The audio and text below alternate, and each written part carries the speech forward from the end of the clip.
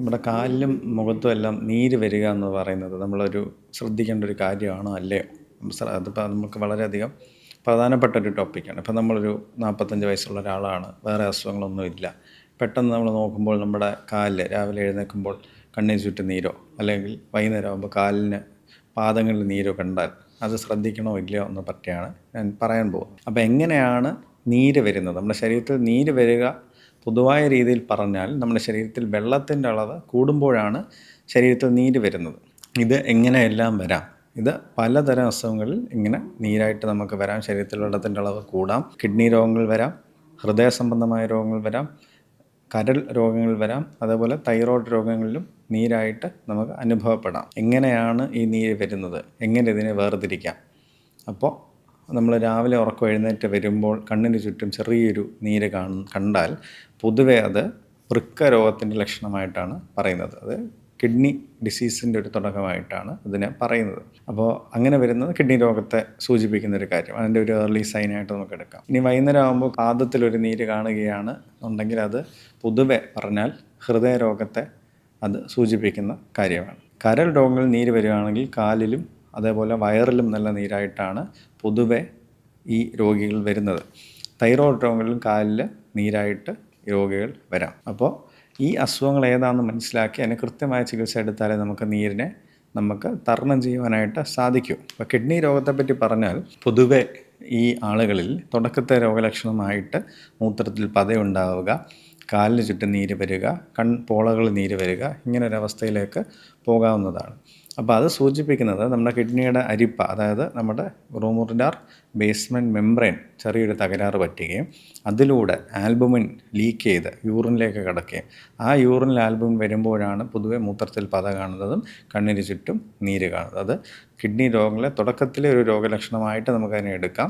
അത് മൂർച്ഛിക്കുമ്പോൾ കാലിൽ നീര് അമിതമായി കൂടാം, നെഞ്ചിൽ നീര് കൂടി വരാം, മുഖത്ത് നല്ല നീര് വരാം, മൂത്രത്തിൻ്റെ അളവ് കുറയാം, ശ്വാസമുട്ട് വരാം. അതെല്ലാം നമ്മൾ ശ്രദ്ധിക്കേണ്ട കാര്യമാണ്. ഡോക്ടറിനെ അപ്രോച്ച് ചെയ്ത് കൃത്യമായ ചികിത്സ എടുക്കേണ്ട കാര്യമാണ്. പക്ഷേ ഈ തുടക്കത്തിലെ രോഗലക്ഷണമായി നീര് വരുമ്പോൾ നമ്മൾ എന്തെല്ലാം ചെയ്യണം?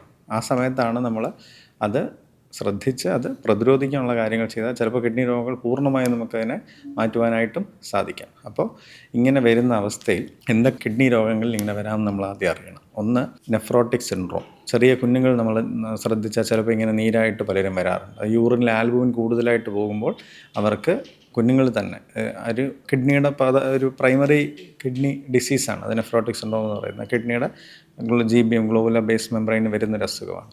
അങ്ങനെ വരുമ്പോൾ അതിൽ പ്രോട്ടീൻ ഭയങ്കരമായിട്ട് ലീക്കായി പോവുകയും കാലിൽ നീര് വരിക, കൺപോളിൽ നീര് വരിക, ശരീരത്തിൽ നീര് വരിക എന്നൊരവസ്ഥയിലേക്ക് പോകും. നെഫ്രോട്ടിക് സിൻഡ്രോം ഒരു രോഗമാണ്, പ്രത്യേകിച്ചും കുട്ടികൾ കാണുന്നൊരു അസുഖമാണ്. 2, അക്യൂട്ട് കിഡ്നി ഇഞ്ചറി. പെട്ടെന്നുണ്ടാകുന്നൊരു കിഡ്നി രോഗത്തിൽ ഇതേപോലെ ഈ കാലിൽ നീരോ അല്ലെങ്കിൽ മുഖത്ത് നീരോ ആയിട്ട് വരാം.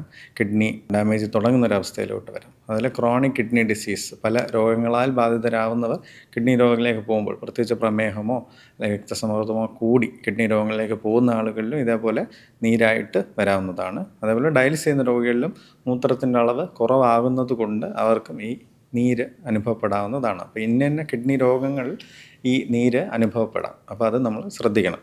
ഈ കാലിലോ പോളകളിലോ നീര് കണ്ടാൽ എന്തെല്ലാം നമ്മൾ ശ്രദ്ധിച്ച് ടെസ്റ്റ് ചെയ്യണം എന്നുള്ളതാണ്. അപ്പോൾ ഒരു ഡോക്ടറെ അപ്രോച്ച് ചെയ്യുക. കിഡ്നി രോഗം ഉണ്ടോ ഇല്ലയോ നിർണ്ണയിക്കാനുള്ള ടെസ്റ്റുകളുണ്ട്. വളരെ സിമ്പിളായിട്ടുള്ള ടെസ്റ്റുകളാണ്. റീനൽ ഫങ്ഷൻ ടെസ്റ്റ്, നമ്മുടെ ബ്ലഡ് യൂറിയ, സെറം ക്രിയാറ്റിൻ, അതിലൂടെ എസ്റ്റിമേറ്റഡ് ഗ്ലോമെറുലാർ ഫിൽട്രേഷൻ റേറ്റ്, അതായത് നമ്മുടെ കിഡ്നി എത്രത്തോളം പ്രവർത്തിക്കുന്നു എന്ന് കാണിക്കുന്ന ഒരു ഘടകം, അത് ടെസ്റ്റ് ചെയ്യുക. യൂറിനിൽ റുട്ടീൻ ചെയ്യുക.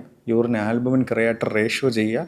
അത് എത്ര ആണെന്ന് നോക്കുക. അതിൻ്റെ അളവ് കൂടുതലാണെങ്കിൽ, യൂറിൻ ആൽബുമിൻ കൂടുതലാണെങ്കിൽ അത് കിഡ്നിയുടെ ഒരു പ്രൈമറി പ്രശ്നം ആണ് എന്ന് മനസ്സിലാക്കണം. അപ്പോൾ ഇത്രയൊന്ന് മനസ്സിലാക്കി കഴിഞ്ഞാൽ ബാക്കി ഫർദർ ടെസ്റ്റിംഗ് ഇതിൻ്റെ ബേസിസിൽ നമുക്ക് ചെയ്യാവുന്നതാണ്. ഇതിന് ചികിത്സയുണ്ടോ? തീർച്ചയായും ഉണ്ട്. തുടക്കത്തിൽ സ്റ്റേജിൽ കണ്ടുപിടിച്ചാൽ നമുക്ക് ചികിത്സിച്ച് പൂർണ്ണമായും നമുക്ക് റിവേഴ്സ് ചെയ്യാൻ പറ്റുന്നതാണ്. രോഗലക്ഷണങ്ങൾ എന്താണെന്ന് നമ്മൾ പ്രത്യേകം ശ്രദ്ധിക്കേണ്ടതാണ്. അതിന് പ്രധാനമായി ഇങ്ങനെ വരുന്ന ഒരവസ്ഥയിൽ ചിലപ്പോൾ BP കൂടാനുള്ള സാധ്യതയുണ്ട്. അപ്പോൾ ഉപ്പിൻ്റെ അളവ് കുറയ്ക്കണം, വെള്ളത്തിൻ്റെ അളവ് നിയന്ത്രിക്കണം. ഇതിനായിട്ട് പ്രത്യേകിച്ച് മരുന്നുകളുണ്ട്. ഡയൂറിറ്റിക്സ് പോലെയുള്ള മരുന്നുകളുണ്ട്. നീര് കുറയ്ക്കുവാനായിട്ട്, BP കുറയ്ക്കുവാനായിട്ട് ഈ മരുന്നുകൾ കഴിക്കണം. ഇപ്പോഴത്തെ അവസ്ഥയിൽ നമുക്ക് ഈ കിഡ്നി രോഗങ്ങൾക്ക് പലതരം മരുന്നുകൾ അവൈലബിളാണ്. അപ്പോൾ ചികിത്സ ഇല്ലാത്തൊരു അസുഖമല്ല, ഇപ്പോഴും നമുക്ക് ചികിത്സിക്കാൻ പറ്റുന്നൊരു അസുഖമാണ്. നേരത്തെ കണ്ടുപിടിച്ചാൽ പൂർണ്ണമായിട്ടും മാറ്റാനും പറ്റുന്നൊരു അസുഖമാണ്. അപ്പോൾ ആ മരുന്നുകൾ കഴിക്കുക, ഡോക്ടറെ അപ്രോച്ച് ചെയ്യുക. എന്നിട്ട് കൃത്യമായ ചികിത്സ എടുത്താൽ അത് പൂർണ്ണമായി മാറ്റാവുന്നതാണ്. ഇനി ഡയാലിസിസ് വേണോ വേണ്ടയോ? ഈ ചെറിയൊരു നീര് കണ്ടതിന് നമ്മൾ ഡയാലിസിസ് ഒരിക്കലും ചെയ്യേണ്ട കാര്യമില്ല. അത് ഇങ്ങനെ വരുമ്പോൾ നമ്മൾ ക്രിയാറ്റിനെല്ലാം ടെസ്റ്റ് ചെയ്യണം. വീണ്ടും വീണ്ടും ടെസ്റ്റ് ചെയ്തത് കൂടുന്നുണ്ടോ, എത്രത്തോളം ഉണ്ടെന്ന് നോക്കുക, കിഡ്നിയുടെ ഘടന എങ്ങനെയാണെന്ന് മനസ്സിലാക്കുക.